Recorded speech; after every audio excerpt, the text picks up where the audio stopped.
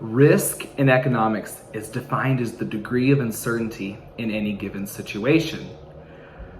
Every decision we make is based on our own biological preferences to risk, based on our own personal life experiences. Risk preferences are a major aspect as how we as individuals make basic economic as well as non-economic decisions. My passion for analyzing risk preferences comes from my major of choice, agriculture and applied economics. It is in this major that I'm currently enrolled in a course called Applied Risk Analysis and Management. It is taught by an esteemed faculty member in my department, Dr. Darren Hudson, who has a plethora of knowledge on the subject.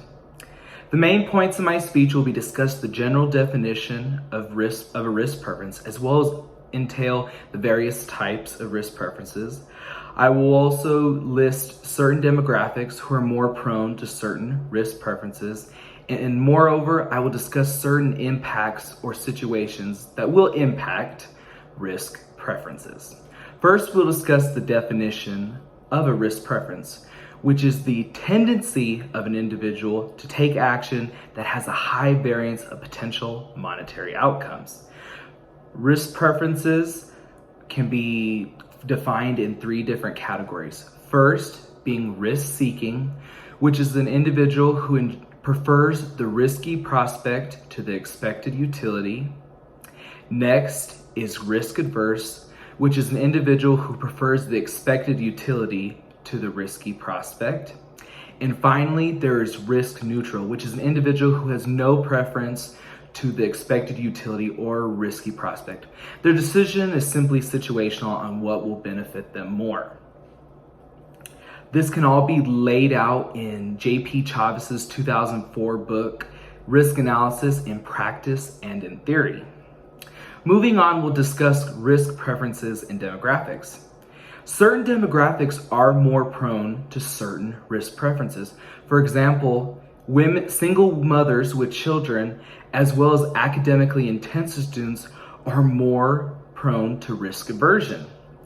Single mothers, for example, are more risk adverse due to the fact they need to consider how their decisions could impact their child's lives. Same with students who are academically intensive. School comes first, so they are more cautious in how their decisions might impact their education. This can be proven by a study conducted in 2019 by Patrick Bell called Risk Preferences in Future Military Leaders, which was a study that measured risk preferences in West Point Academy students. It was across numerous scenarios, and in all these scenarios, with most students, they measured these highly academic students recorded high levels of risk aversion in most cases. Moving on, we'll discuss impacts on risk preferences. Psychological factors such as stress play a major role in risk preferences, and they can really affect how people will make decisions. Background risk is another example of how that influences a person's risk preferences. Background risk cannot be avoided or insured, and can shape an individual's risk preferences, though they have no tie-in to their prospect.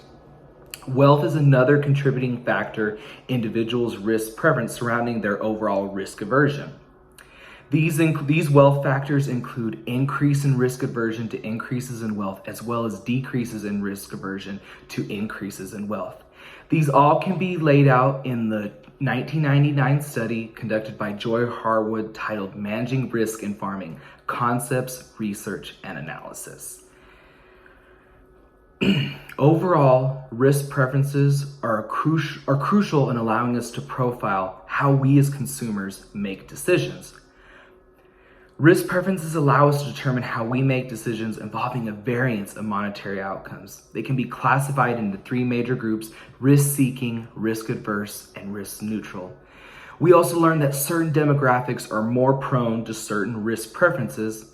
And finally, how there are numerous factors such as wealth and psychological factors that can impact your risk preference.